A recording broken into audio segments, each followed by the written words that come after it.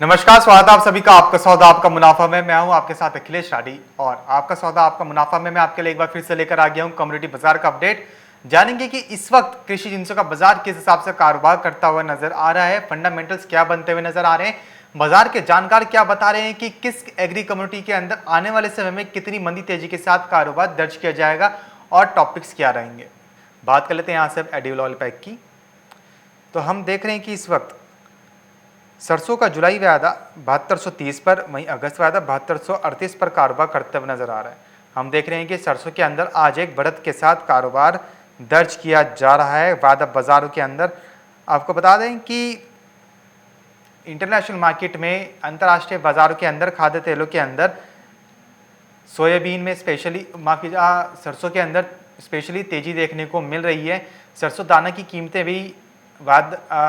कुछ मंडियों के अंदर, घरेलू वायदा बाजार की बात करूं तो घरेलू बाजारों में, हाजिर बाजारों के अंदर सरसों दाना की जो कीमतें हैं वो भी कुछ सुधार के साथ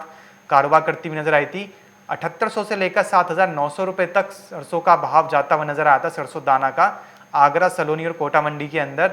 वहीं पे दिल्ली तेल तिलहन बाजार में भी सरसों की जो कीमतें हैं वो भी ठीक ठाक ही कारोबार करती हुई नजर आई।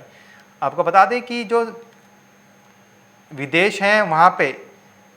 सरसों की जो फसल है कुछ जगहों पर प्रभावित हुई है और कुछ जगहों पर उसका प्रोडक्शन बढ़ता हुआ नजर आया है। फॉर एग्जांपल जर्मनी के अंदर सरसों का जो उत्पादन है ज़्यादा देखने को मिल सकता है। वहीं से जर्मनी के साथ साथ अमेरिका के अंदर भी इस साल सरसों का जो उत्पादन है वो ज़्यादा बनता हुआ नजर आ सकता है। वहीं पर बात करें अगर घरेलू बाज़ारों की, तो घरेलू हाजिर बाज़ारों के अंदर पहले ये खबर निकल के सामने आई थी कि सरसों का जो प्रोडक्शन है यानी उत्पादन है पिछले साल के मुकाबले ज़्यादा रह सकती है, जिसकी वजह से सरसों की जो डिमांड निकल के सामने आ रही थी। अब दूसरा स्टॉक की अब ये खबर निकल के सामने आ रही कि जितना भी किसानों के पास स्टॉक था सरसों का, किसान उसमें से आधे से ज़्यादा बेच चुके हैं, ऑलमोस्ट ज़्यादातर अपनी फसल बेच चुके हैं और व्यापारियों के पास स्टॉक नहीं है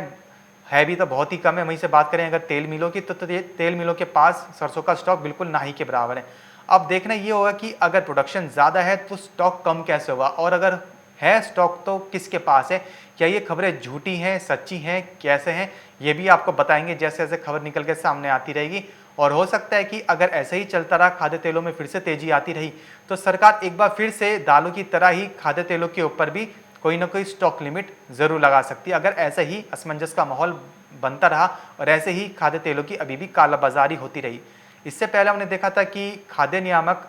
FSSAI ने 8 जून 2021 को सरसों तेल में ब्लेंडिंग पर रोक लगा दी थी, जिसके बाद से जो सरसों तेल था उसके अंदर ब्लेंडिंग कम देखने को मिल रही थी, लेकिन अभी भी कुछ जगहों पर ब्लेंडिंग देखने को मिल रही है। लेकिन जहां पे ब्लेंडिंग की छापेमारी हुई वहां उन तेल व्यापारियों के ऊपर सख्त से सख्त कार्रवाई भी की जा रही है। इसे बात करेंगे सोयाबीन की, तो सोयाबीन हम देख रहे हैं कि खबर निकल के सामने है कि सोयाबीन की जो प्रोडक्शन है वो पहले वो ज़्यादा बताई जा रही थी कि पिछले साल के मुकाबले ज़्यादा देखने को मिल सकती है, लेकिन अब जिस हिसाब से सोयाबीन की जो बुआई है वो मंदी पड़ी हुई है, या फिर ऐसा कहें कि बिल्कुल ख़त्म सी हो रखी है क्योंकि बीजों की किल्लत है, उससे तो अभी तक साफ यही जाहिर हो रहा है कि सोयाबीन की जो बुआई है, प्रोडक्शन है वो कम देखने को मिल सकता है। अब अगर प्रोडक्शन कम है, और प्रोडक्शन तो कम देखने को मिल पाएगा, लेकिन देखना ये होगा कि डिमांड कितनी है। अगर डिमांड ज़्यादा होती है तब तो सोयाबीन के दाम बढ़ते हुए नजर आ पाएंगे, अदरवाइज अगर डिमांड ज़्यादा नहीं होता है, सोयाबीन की जगह लोग ऑल्टरनेट को ढूंढ लेते हैं, किसी दूसरा ऑल्टरनेट को तरफ रुख कर लेते हैं, तब सोयाबीन के जो दाम है वो एक रेंज बाउंड में ही देखने को रह जाएंगे।